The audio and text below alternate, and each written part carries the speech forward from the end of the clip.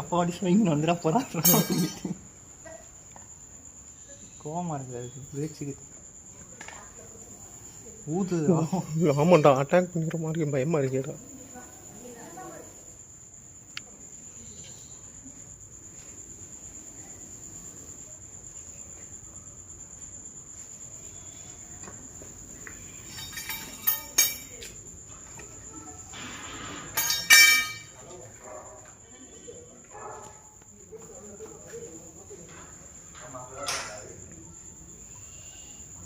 கட்டு பிரியாணி பார்த்தேன், பல பலன்னு இருக்கவங்க அப்படியே பிரீத் ஆகுறது தெரிஞ்சது. அதனால தான் சரி ஒரு வெளியேற விடாமல் பார்ப்போன்னு கட்டையை வச்சேன்.